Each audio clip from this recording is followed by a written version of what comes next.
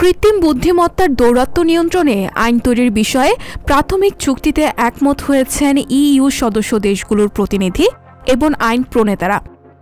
প্রযুক্তির বিস্তারের পাশাপাশি গুরুত্বপূর্ণ হয়ে দাঁড়িয়েছে নিরাপত্তার বিষয়টি। ফলে কৃত্রিম বুদ্ধিমত্তা নিয়ে বিশ্বে এটিই হতে যাচ্ছে প্রথম আইন।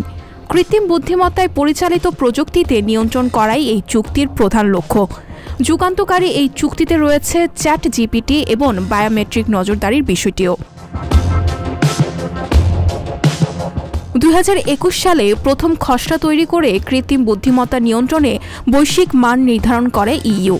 চেহারা শনাক্তে কৃত্রিম বুদ্ধিমত্তার ব্যবহার নিয়ে 36 ঘণ্টার বেশি সময় বিতর্কের পর ইউরোপীয় ইউনিয়নের সদস্য দেশগুলো এই আইনে প্রাথমিক সম্মতি দিয়েছে। কৃত্রিম বুদ্ধিমত্তার ব্যবহারে স্বচ্ছতা এবং সুরক্ষা নিশ্চিতের কথা বলা হয়েছে এবং যদি তা না করা হয় তবে 3.5 কোটি ইউরো বা প্রতিষ্ঠানের বৈশ্বিক রাজস্বের 7% জরিমানার মতো গুরুতর দণ্ডের বিধানও রয়েছে এখানে। গত শুক্রবার কৃত্রিম বুদ্ধিমত্তার ব্যবহার ওপেন এআই ও চ্যাট জিপিটির মতো কৃত্রিম বুদ্ধিমত্তাগুলো নিয়ন্ত্রণে দীর্ঘ আলোচনা হয়। এরপর ইউরোপীয় আইনসভা এবং সদস্য রাষ্ট্রগুলো একটি অস্থায়ী চুক্তিতে পৌঁছায়। চূড়ান্ত আইন হবে এই অস্থায়ী চুক্তির ভিত্তিতেই।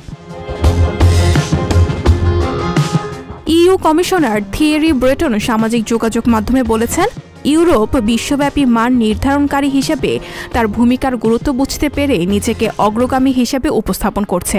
আমি বিশ্বাস করি এটি একটি ঐতিহাসিক দিন। নতুন আইন অনুযায়ী ওপেন এআই ও চ্যাট জিপিটির মতো প্রযুক্তি বাজারে আনার আগে কিছু বাধ্যবাধকতা মেনে চলতে হবে, যার মধ্যে রয়েছে নথিপত্র প্রদান, ইইউ কপিরাইট আইন মেনে চলা এবং বিষয়বস্তু সম্পর্কে বিস্তারিত জানানো। ইউরোপীয় কমিশনের president Ursula von der Leyen কৃত্রিম বুদ্ধিমত্তা আইনের ঘোষণা দিয়ে বলেছেন, মানুষ ও ব্যবসার নিরাপত্তা এবং মৌলিক অধিকারের জন্য এটিই বিশ্বব্যাপী প্রথম আইন হতে যাচ্ছে।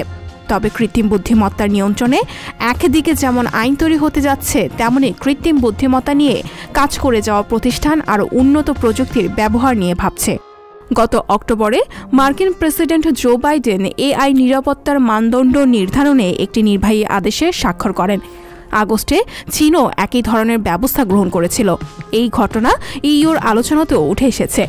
বিধিনিষেধ কিংবা আরোপিত নতুন আইনের কারণে জার্মানির আলেফ আলফা বা ফ্রান্সের মিস্ট্রাল এআই এর মতো ইউরোপীয় প্রতিষ্ঠানগুলো বিশ্বব্যাপী প্রতিযোগিতায় পিছিয়ে পড়তে পারে। এ বিষয়ে বিভিন্ন প্রতিষ্ঠানের পাশাপাশি সতর্ক বাণী উচ্চারিত হয়েছে ইইউর বিতর্কেও। আন্তর্জাতিক ডেস্ক, সংবাদ প্রকাশ।